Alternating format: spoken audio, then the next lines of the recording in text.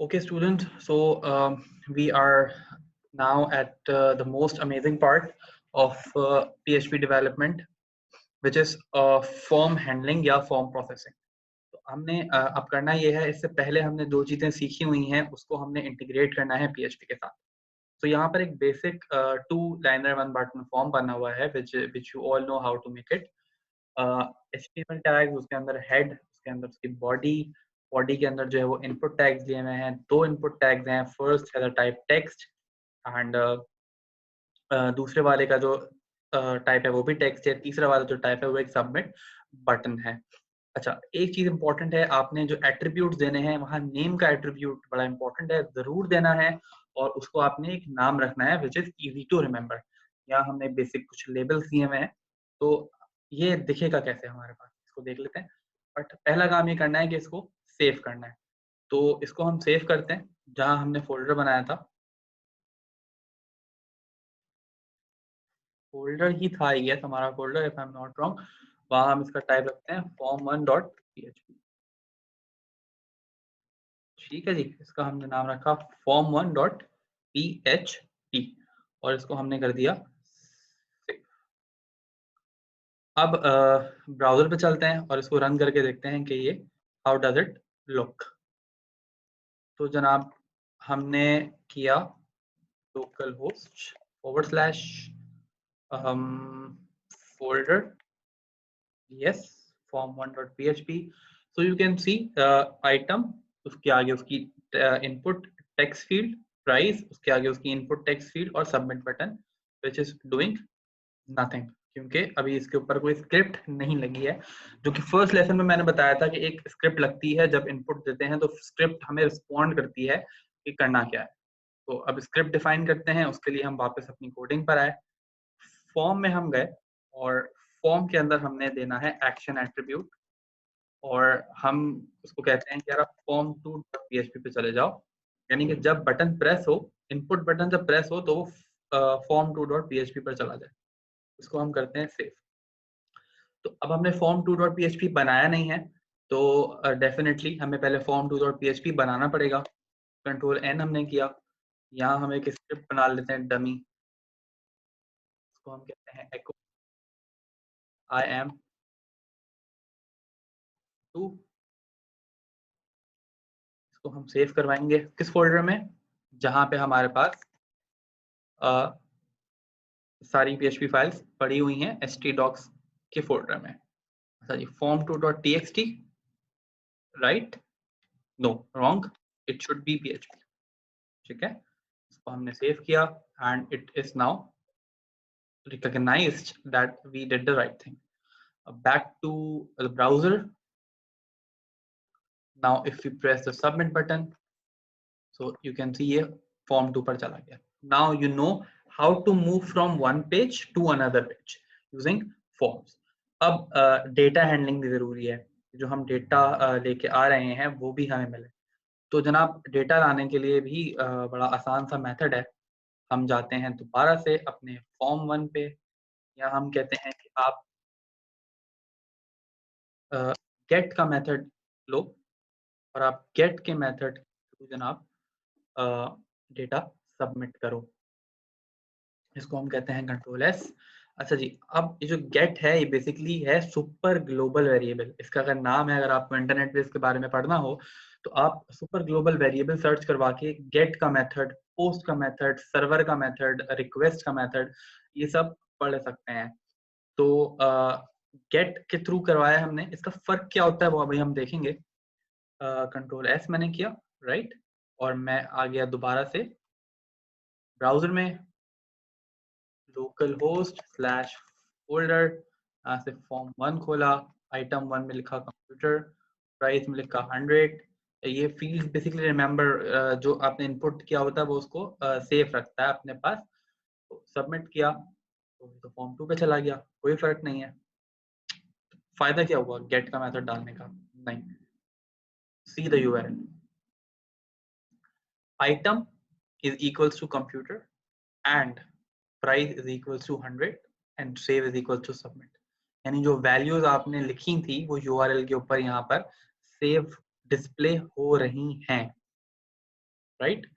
तो that was the function of get, कि आप एक फॉर्म से एक वेब पेज से दूसरे वेब पेज के ऊपर अपना डेटा ट्रांसफर कर सकते हो।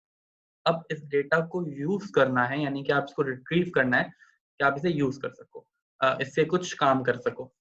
तो वो करने से पहले मैं आपको एक चीज दिखाना चाहता हूँ कि हम दूसरा सुपर ग्लोबल वेरिएबल इस्तेमाल करते हैं, विच इज पोस्ट। सेव किया, ब्राउजर ओपन किया, local host slash folder form1 item, इस टाइम मोबाइल ले लेते हैं, प्राइस देते हैं 100, सबमिट। दूसरे पेज पे तो आ गया, लेकिन जो वैल्यूज थी वो यूआरएल में नहीं आई। तो अगर आपने कोई सेंसिटिव इंफॉर्मेशन या कोई सीक्रेट इंफॉर्मेशन आपने देनी है, anything that you want the user to not to be displayed on the URL, any information that you want to keep secret, तो आप उसे पोस्ट के थ्रू कर सकते हैं। Other than that, for the most part, they work exactly the same. They do not have any special functionality except for this, for the most part, right? अब हम देख लेते हैं कि हम इसकी वैल्यूज को सेव कैसे करते हैं।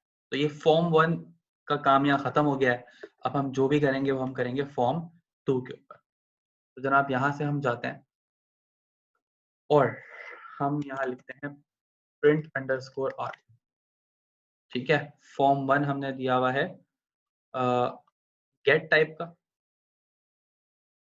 ठीक है, पोस्ट भी करके देख लेंगे, अभी गेट करते हैं पहले। जो भी वैल्यू आप सेव करते हो, जो भी इनपुट देते हो, वो एक एरे बन जाता है, और वो एरे डिफॉल्ट एरे होता है जिसका नाम होता है _get। ठीक है, दैट वाज द पॉइंट कि आपको मैंने इस से पहले एरे समझाए कि एरे का काम क्या होता है। तो दिस इज बेसिकली $_get। आपको मालूम है कि ये प्रिंट कैसे होता है। इसको मैंने सेव किया, मैं दोबारा से ब्राउजर पे जाऊंगा, local host slash folder, simply tag भी कर सकते हैं, but you know just to remember it कि आपका लिंक क्या है, वो हम यहाँ सेव करते हैं। Right, 100, submit. कुछ भी नहीं हुआ, वाई? तो डेफिनेटली यहाँ कोई चीज है जो हमने मिस कर दी है। Let's find out.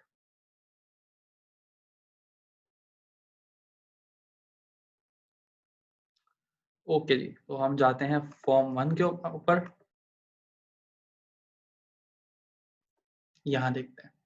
अच्छा, form2 के अंदर हमने किया ये है कि हमने मेथड बना दिया है form2.php, परफेक्टली फाइन।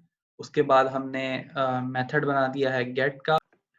तो हम इसको दोबारा ट्राई करते हैं रीओपन करके, कि शायद इसमें कुछ और हमें मसला नजर आए। तो जनाब back to Sublime,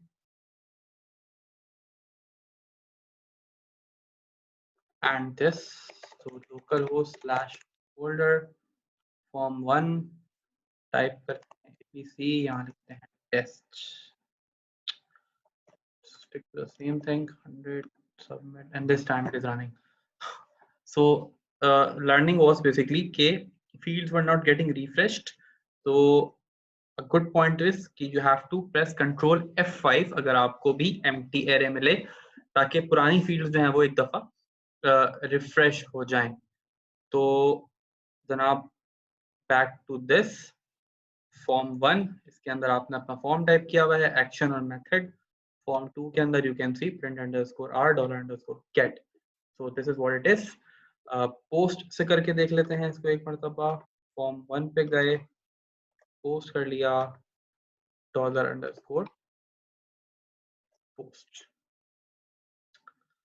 Ctrl+S, form1 को भी Ctrl+S कर लेते हैं, local host slash folder form1